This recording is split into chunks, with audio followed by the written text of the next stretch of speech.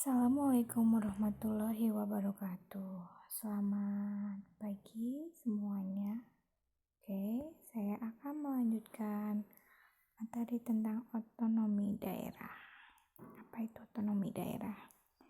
Otonomi daerah merupakan hak dan kewajiban daerah otonom untuk mengatur dan mengurus sendiri urusan pemerintah dan kepentingan masyarakatnya sesuai dengan peraturan perundang-undangan.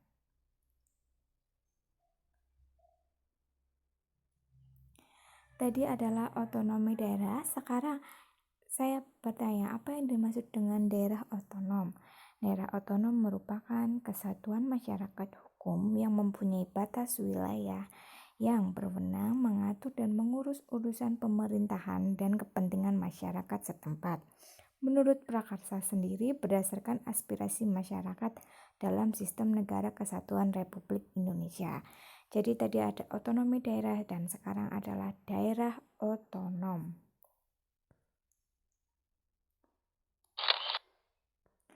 Lalu selanjutnya, mengapa ada otonomi daerah? Yang pertama adalah perubahan paradigma yang dulunya bersifat sentralistik telah tidak sesuai dengan ketentuan tuntutan kehidupan masyarakat Indonesia saat ini. Apa itu sentralistik? Teman-teman bisa diskusikan, yaitu di mana semua pusat itu adalah pusat kegiatan seperti itu, kewenangan itu ada di daerah, pusat yang mengelola. Daerah tidak mempunyai kekuasaan seperti itu, kurang lebihnya. Nah, selanjutnya, pelayanan publik di era otonomi daerah. Yang pertama adalah ciri-cirinya lebih fokus pada fungsi pengaturan. 2. Pemberdayaan masyarakat daerah otonom tersebut menerapkan sistem kompetisi, yaitu antara daerah-daerah yang lain itu saling berkompetisi untuk melakukan yang terbaik.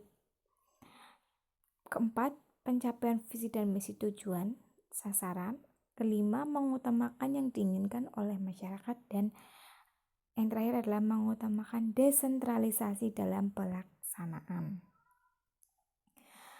Selanjutnya, otonomi daerah itu juga mempunyai kelemahan. Yang pertama, kurang responsif, informatif, aksesibel, koordinasi, ada birokratis, inefisien, dan kurang atau mendengar keluhan atau saran aspirasi masyarakat. Lalu bagaimana untuk menghadapi kekurangan tersebut? Pemecahan masalah, prinsip otonomi daerah yang digunakan yaitu antara lain otonomi yang luas, nyata, dan bertanggung jawab. Selanjutnya, pada otonomi daerah ini kita akan membahas tentang pendapatan asli daerah. Karena tadi otonomi daerah adalah wewenang untuk mengatur kekuasaan daerah kekuasaannya berdasarkan kebutuhan masyarakatnya. Sekarang pelaksanaan otonomi daerah di berbagai daerah telah diwarnai dengan kecenderungan pemerintah daerah untuk meningkatkan pendapatan asli daerah dengan cara membuat peraturan daerah yang berisi pembebanan pajak daerah. Hal ini telah mengakibatkan timbulnya ekonomi biaya tinggi, high cost economy, sehingga pengusaha merasa keberatan untuk menanggung berbagai pajak tersebut. Aspek yang ada dalam pelaksanaan otonomi daerah, yang pertama ada pelayanan publik, kedua adalah pengawasan keuangan daerah. Lalu apa saja pendekatan yang dilakukan? Yang pertama ada pertahanan dan keamanan, aspek politik, ekonomi, sosial, budaya, dan ideologi. Selanjutnya, prospek otonomi daerah di masa mendatang tersebut diperlukan suatu kondisi yang kondusif, di antaranya yaitu yang pertama harus ada suatu komitmen politik, adanya konsistensi, ya, jadi harus adanya konsistensi kebijakan penyelenggara, lalu adanya kepercayaan dan dukungan masyarakat. Jadi mustahil jika terjadi kesejahteraan daerah tertentu tanpa adanya dukungan dari masyarakat di daerah tersebut. Otonomi daerah merupakan perwujudan pelaksanaan Undang-Undang Dasar 1945 Pasal 18. Pemerintah daerah dapat meningkatkan pelayanan dan kesejahteraan masyarakat, pengembangan kehidupan demokrasi, keadilan, pemerataan, serta memelihara hubungan serasi antara pusat dan daerah dalam menjaga keutuhan Negara Kesatuan Republik Indonesia. Selanjutnya, apa itu tujuannya? Yang pertama, peningkatan pelayanan kesejahteraan. Yang kedua, pengembangan kehidupan demokrasi, keadilan, dan pemerataan. Dan yang ketiga adalah pemeliharaan hubungan serasi antara pusat dengan daerah dalam rangka menjaga keutuhan NKRI. Dan yang keempat adalah mendorong pemberdayaan masyarakat. Kelima adalah menumbuhkan prakarsa dan kreativitas masyarakat. Tadi tujuannya, sekarang sasaran. Apa sasaran kebijakan otonomi daerah? Yang pertama, peningkatan pelayanan publik. 2. Kesetaraan hubungan pemerintah pusat dan daerah. 3. Pemberian jaminan untuk meningkatkan rasa kebangsaan, demokrasi, kesejahteraan, dan masyarakat di daerah, serta penciptaan ruang yang lebih luas bagi kemandirian daerah tersebut.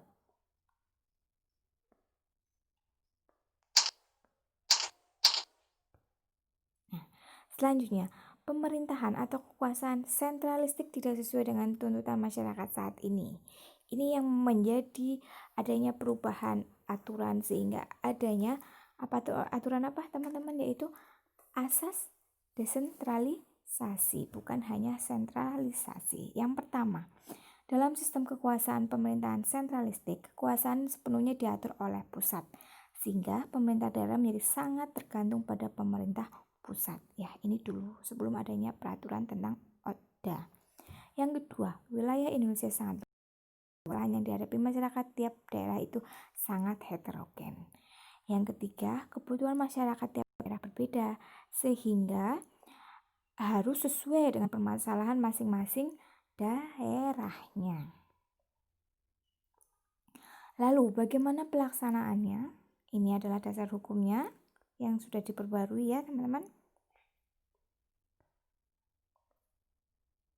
Nah, pemerintah daerah provinsi kabupaten memiliki dewan perwakilan daerah yang anggotanya dipilih melalui pemilu.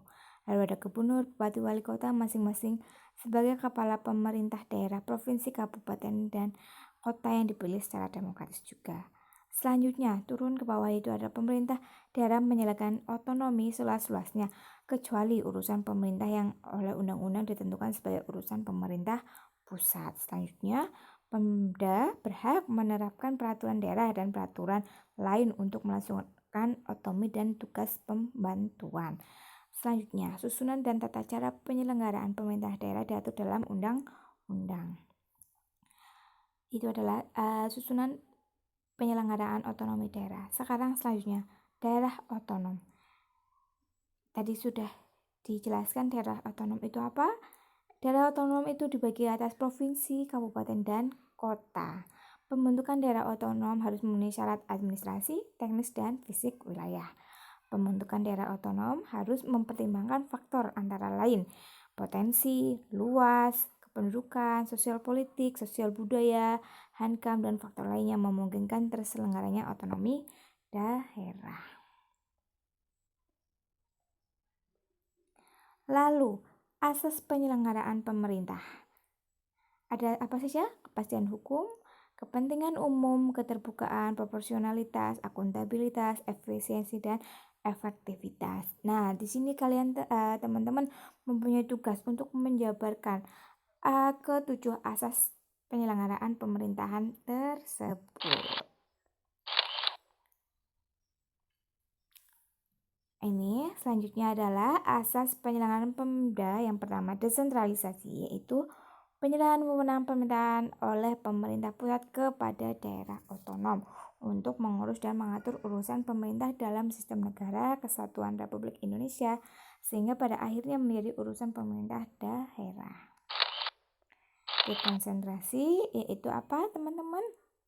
Pelimpahan wewenang pemerintahan oleh pemerintah pusat kepada gubernur sebagai wakil pemerintah dan kepada instansi vertikal wilayah tertentu, dan pada hakikatnya hal itu tetap menjadi urusan pemerintah pusat ya. Jadi kalau dekonsentrasi adalah pelimpahan wewenang pemerintah.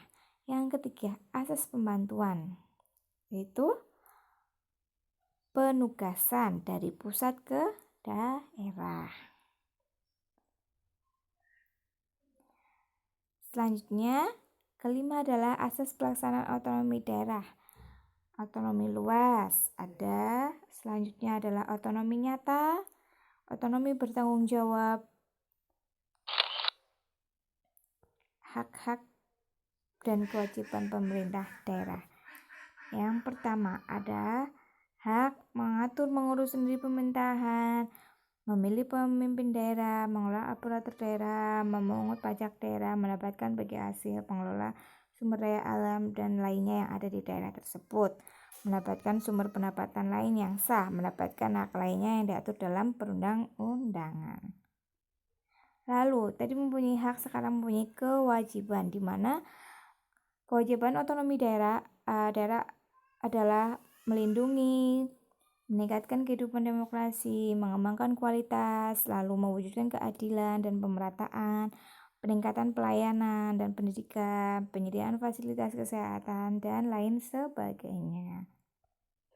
Lalu apa saja yang diurus oleh pemerintah pusat? Nah, tadi daerah, sekarang pusat. Yaitu ada politik luar negeri, pertahanan, keamanan, justisi, moneter dan fiskal nasional, agama. Itu adalah wewenang pemerintah pusat, bukan menjadi wewenang pemerintah daerah. Lalu penyelenggaraan urusan pemerintahan menjadi wewenang pemerintah pusat. Apa saja? Yang pertama, menyelenggarakan sendiri urusan pemerintahan tersebut, melimpahkan sebagian urusan pemerintahan kepada gubernur selaku wakil pemerintahan. Lalu penugasan urusan. Lalu prinsipnya yang diterapkan dalam pelaksanaan otonomi daerah adalah keadilan, pemerataan, potensi, dan keragaman daerah. Didasarkan atas otonomi yang luas, nyata, dan bertanggung jawab. Otonomi yang luas dan utuh diletakkan pada kabupaten atau kota, sedangkan otonomi provinsi merupakan otonomi yang terbatas. Lalu harus sesuai dengan konstitusi. Lalu meningkatkan kemandirian daerah otonom. Harus meningkatkan peranan dan fungsi legislatif. Dan asas deskonsentrasi diletakkan pada provinsi sebagai wilayah administrasi untuk melaksanakan kewenangan pemerintahan tertentu yang dilimpahkan kepada gubernur. Nah, ini adalah susunannya, teman-teman bisa pelajari. Oke. Ini susunannya juga. Nah, sekarang bagaimana partisipasi masyarakat dalam perumusan kebijakan publik di daerahnya? Yang pertama, kita harus tahu dulu apa itu kebijakan publik. Kebijakan publik merupakan peraturan perundang-undangan yang digunakan sebagai dasar tindakan pemerintah untuk mengatur dan melayani masyarakat dalam berbagai bidang kehidupan sehari-hari. Macamnya apa saja? Yang pertama, ada peraturan tertulis. Contohnya ada peraturan pemerintah, peraturan presiden, peraturan menteri. Nah, ini yang nasional. Lalu ada peraturan daerah, peraturan gubernur, peraturan bupati atau wali kota. Lalu kebijakan dalam peraturan yang tidak tertulis. Contohnya ada peraturan tentang pemberian dana bantuan korban bencana alam, peraturan tentang pengaturan dan penertiban kawasan kota, peraturan tentang upaya pembangunan jalan dan sarana umum, dan lain sebagainya. Bagaimana prosesnya? Adanya kebijakan publik di suatu daerah. Yang pertama, harus ada masalah. Lalu dirumuskan kebijakan publik itu, lalu penerapan serta evaluasi kebijakan publik. Manfaatnya, partisipasi masyarakat dalam kebijakan publik adalah membentuk perilaku budaya yang demokratis, membentuk masyarakat hukum yang patuh pada hukum yang berlaku, membentuk masyarakat yang beretika atau bermoral, serta membentuk masyarakat madani, yaitu masyarakat yang terdiri dari berbagai kelompok yang berbeda dan dapat hidup secara damai. Lalu kita sering jumpai banyak sekali masyarakat yang hanya menerima jadi apa itu sebuah kebijakan, sebuah keputusan, sebuah peraturan dari daerahnya. Yang pertama, sebenarnya apa yang menyebabkan masyarakat tidak berperan aktif dalam perumusan kebijakan publik tersebut? Ada faktor internal. Yang pertama, masyarakat telah terbiasa dengan sistem lama bahwa pembuatan kebijakan publik itu adalah urusan pemerintah. Yang kedua, tidak tahu adanya kesempatan untuk berperan serta dalam perumusan kebijakan publik tersebut. Yang ketiga, masyarakat tidak mengerti prosedur atau langkah yang untuk berpartisipasi, dan yang keempat adalah tidak mau tahu atau acuh tak acuh. Itu adalah faktor internalnya. Selanjutnya adalah faktor eksternal, di mana tidak dibukanya kepada warga untuk berpartisipasi. Adanya kesempatan untuk berpartisipasi warga tetapi belum banyak diketahui, dan masih ada pola sentralistik dan anggapan bahwa banyak unsur yang terlibat, maka perumusan akan berjalan lamban. Nah, akibatnya apa? Tidak memenuhi hak rakyat secara menyeluruh. Kebijakan publik itu bisa jadi tidak sesuai dengan kebutuhan dan keinginan masyarakat, serta kebijakan publik yang ada atau itu tidak sejalan dengan atau bertentangan dengan nilai-nilai budaya masyarakat tersebut. Nah, itu antara lain bahasan kita tentang otonomi daerah. Selanjutnya Ibu ada bahasan diskusi, kita lanjut ya di materi berikutnya. Sekian teman-teman, terima kasih. Wassalamualaikum.